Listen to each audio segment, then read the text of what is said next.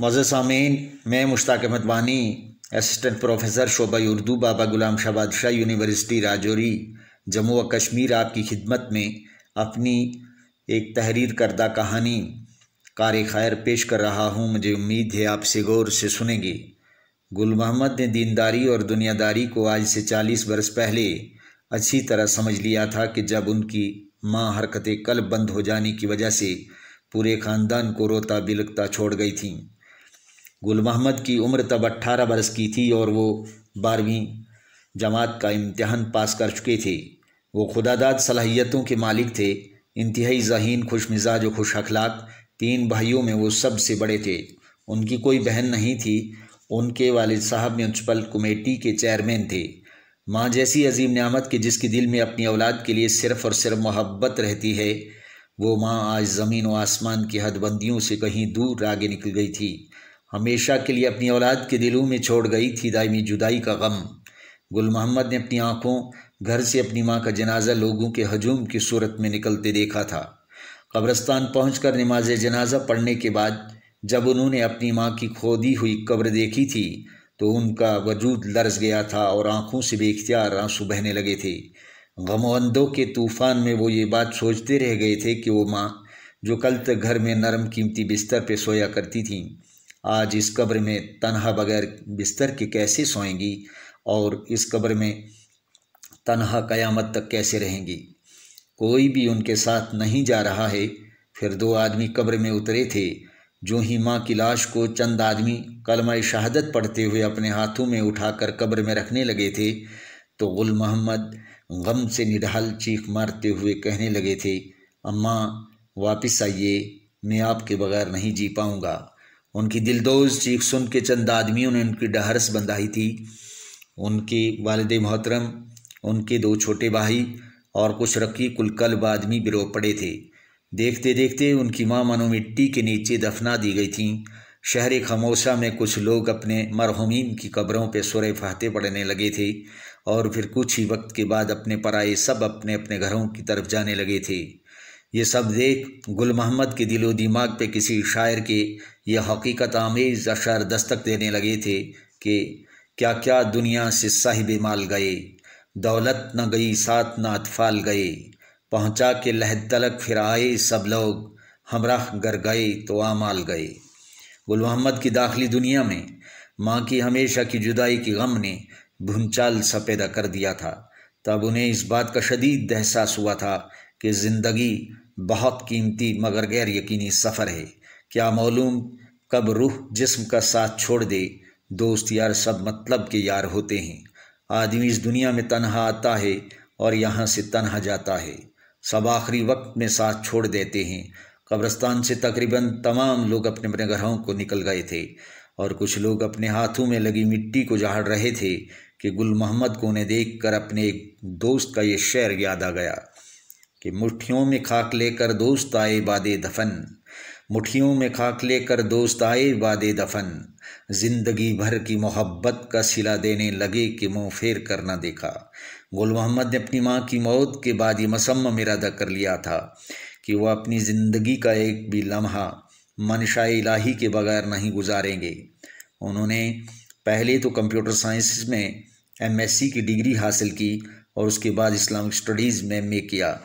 फिर एक private company में मुलाजिम हो गए। फरखंदा नाम की एक पोस्ट ग्रेजुएट लड़की के साथ उनका निकाह हुआ।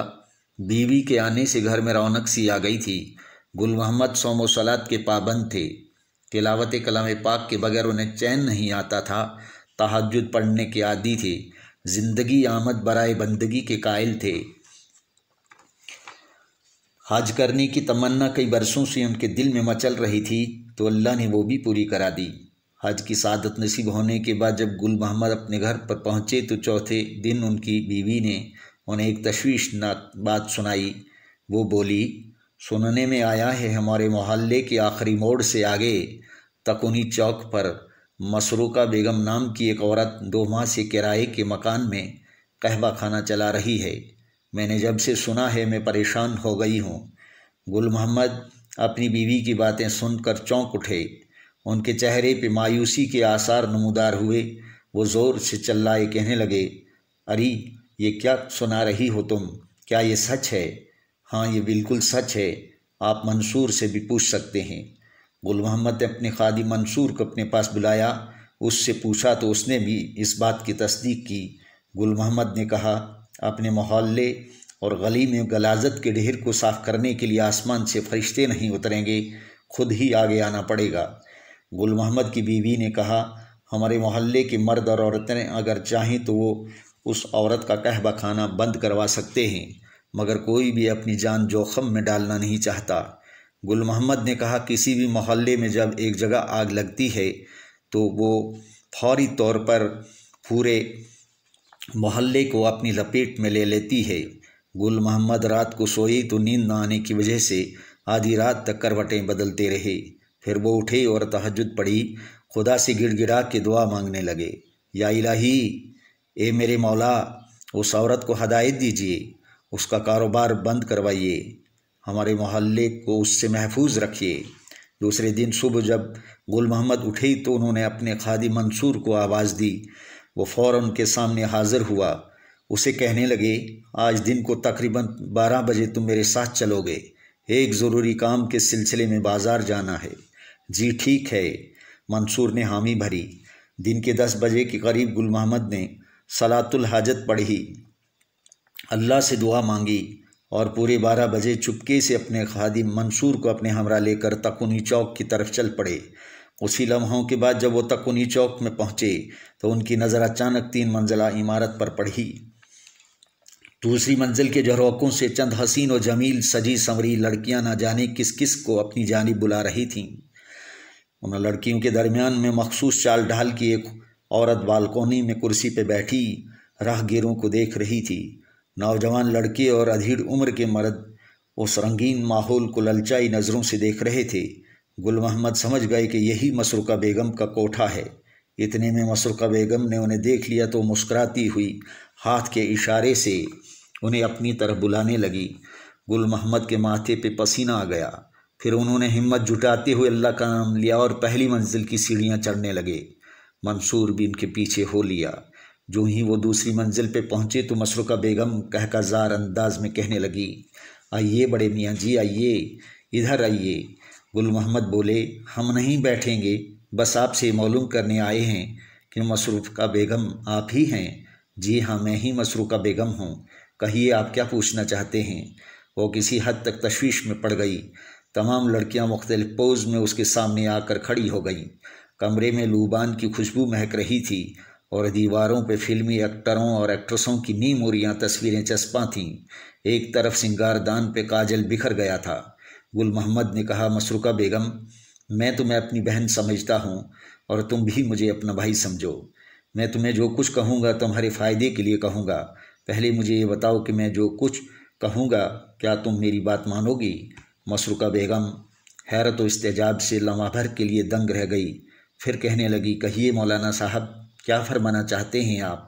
سنو میری بہن، تم برائی کی دلدل میں پھنس چکی ہو۔ تن اور من کو خوش رکھنے کا یہ کاروبار اچھا نہیں ہے۔ تم یہ تو جانتی ہو کہ لباس کتنا ہی قیمتی اور خوبصورت کیوں نہ ہو، وقت اسے میلا کر دیتا ہے، ختم کر دیتا ہے۔ تمہارا یہ روپ سروپ، یہ حسن، یہ جوانی اور یہ ناز و ادا کا رنگین زمانہ بخدا بیت جائے گا، اور اگر کچھ رہے گا تو بس اللہ اور اللہ کے رسول کا نام باقی رہے گا۔ ہر شخص کو ایک دن دنیا سے جانا ہے، لہٰذا توبہ کرو، ابھی کچھ نہیں بگڑا ہے، واپس راہ راست پہ آ جاؤ، تمہیں اللہ کا واسطہ۔ مسروقہ بیگم بولی، مولانا صاحب، دنیا کی کوئی بھی عورت اس نجاست کے تالاب میں نہانا نہیں چاہتی ہے۔ میں اگر اس مقام پہ پہنچی ہوں تو مرد ذات نے پہنچایا ہے، لیکن آپ مجھے پہلے مرد دکھائی دے رہے ہیں جو فرشتہ صفت ہیں، ورنہ یہاں تو طرح طرح کے مرد طرح طرح کے ارمانوں کی پوٹلی لے کر آتے ہیں۔ مسروقہ بیگم کی باتیں سن کر گل محمد کا دل بھر آیا، گلا رند گیا اور آنکھوں میں آنسو مڈ آئے۔ انہوں نے جیب سے رومال نکالا اور آنسو پوچھنے لگے۔ انہیں روتا دیکھ کر مسروقہ بیگم بھی مایوس ہو گئی۔ گل محمد نے قطار میں کھڑی ان حسین و جمیل لڑکیوں کی طرف دیکھا اور پھر مسروقہ بیگم سے پوچھنے لگے، یہ کہاں کی لڑکیاں ہیں اور کیا کرتی ہیں؟ مولانا صاحب، یہ مختلف شہروں سے بڑے شہر میں آئی ہیں، ان میں کوئی ٹریننگ کر رہی ہے और कोई पढ़ाई कर रही है। मेरे यहाँ मखसूस वक्त में आती हैं और फिर वापस चली जाती हैं। गुल मोहम्मद ने मज़ीद जानकारी चाही। पूछने लगे, ये तमाम लड़कियाँ एक ही तबके से ताल्लुक़ रखती हैं या अलग अलग तबकों की हैं? मसरूका बेगम के होंठों पे हल्की सी मुस्कान उभरी और फिर हाथ के इशारे से हर एक लड़की को मुतारिफ़ कराने लगी। वो बोली, मौलाना साहब, ये लड़कियां मुख्तलिफ़ फ़िरक़ों से ताल्लुक़ रखती हैं। वो लंबी लड़की जिसने लाल रंग की साड़ी पहनी है उसका नाम सुनीता है। उसके साथ वाली जिसने ये गोटेदार लहंगा पहना है उसका नाम फौजिया तबस्सुम है। उससे आगे वाली जिसने जीन की पेंट पहनी है उसका नाम शारदा कौर है। और उसके साथ वाली जिसने जामुनी रंग का सूट पहना है उसका नाम मारिया है। मसरूका बेगम ने बाकी 3 लड़कियों के नाम भी बता दिए। गुल मोहम्मद ने एक ठंडी आह भरी और कहने लगे, मेरी बहन, मेरा दिल दुखी हो रहा है और आंखें रोने लगी हैं। खुदा के लिए वापस आओ, एक नई ज़िंदगी का आगाज़ करो। छोड़ दो ये महापापी धंधा। इन लड़कियों को अपने अपने मकाम पे वापस भेज दो। ज़िंदगी को अल्लाह की इबादत में गुजार दो। ये ज़िंदगी तुम्हें एक बार मिली है, महज अल्लाह की बंदगी के लिए, इस बुरे काम के लिए नहीं। इसलिए ज़िंदगी को गनीमत जानो, क्या मालूम कहाँ ज़िंदगी की शाम हो जाए। मसरूका बेगम ने कहा, ठीक है मौलाना साहब, मुझे आपकी बातों से पूरा इत्फाक है, लेकिन मेरा आपसे एक सवाल है। वो ये कि ये लड़कियां तो अपने अपने ठिकानों पे चली जाएंगी, लेकिन मेरी रोज़ी रोटी का क्या होगा? मैं कहाँ जाऊंगी? गुल मोहम्मद ने कहा, सुनो मेरी बहन, जिस अल्लाह ने तुम्हें पैदा किया है उसने तुम्हारी रोज़ी रोटी का भी बंदोबस्त किया है। बस तुम नेक नीति से ज़िंदगी गुजारने का अज़्म करो। दूसरी बात यह कि मैंने तुम्हें अपनी बहन समझा है, लिहाजा मेरी मदद की तुम्हें जहाँ कहीं भी ज़रूरत पड़े मैं हाज़िर हो जाऊँगा। मैं चाहता हूँ कि तुम्हें कपड़े सीने वाली मशीन ख़रीद के दूँ ताकि तुम एक बाइज़्ज़त और ख़ुद कफ़ील ज़िंदगी जी सको। मसरूका बेगम को अल्लाह ने हदायत दे दी। वो खुश हो गई और कहने लगी, मौलाना साहब, बस आज से मैंने अपनी ज़िंदगी का रुख बदल दिया। मैं तौबा करती हूँ कि आज के बाद मैं कोई भी बुरा काम नहीं करूँगी, और यकीन जानिए कि कल से आप मुझे यहाँ नहीं पाएंगे। गुल मोहम्मद का चेहरा मसरूका बेगम की बातें सुनकर गुल की तरह खिल उठा। उन्होंने 4000 रुपये अपनी जेब से निकाले और अपने खादिम मंसूर को पकड़ाते हुए उसे कहने लगे, मंसूर, तुम जाओ और बाहर मार्केट से कपड़े सीने वाली मशीन मेरी बहन के लिए ख़रीद लाओ। हाँ सुनो, साथ में जाकर घर से वो जाए नमाज और तस्बीह भी लेते आना जो मैं मदीना पाक से लाया हूँ। मंसूर गया और 1 घंटे के बाद तीनों चीज़ें गुल मोहम्मद के सामने पेश कर दी। गुल मोहम्मद ने तीनों चीज़ें मसरूका बेगम को दी और कहने लगे, ये लो मेरी बहन, मेरी तरफ से। मसरूका बेगम ने जाए नमाज को अपनी आंखों से लगाया और तस्बीह का बोसा लिया। गुल मोहम्मद उठे और मसरूका बेगम से रुखसत लेकर अपने घर चले आए।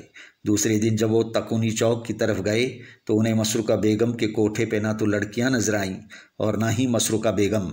अलबत्ता उन्होंने उसके कमरे के दरवाजे पे पीतल का एक बड़ा सा ताला लगा देखा। वो बहुत खुश हुई और दिल ही दिल में सोचने लगे, अल्लाह ने मुझसे कार खैर करवाया है, और ये भी कि हिम्मत करे इंसान तो क्या हो नहीं सकता। शुक्रिया।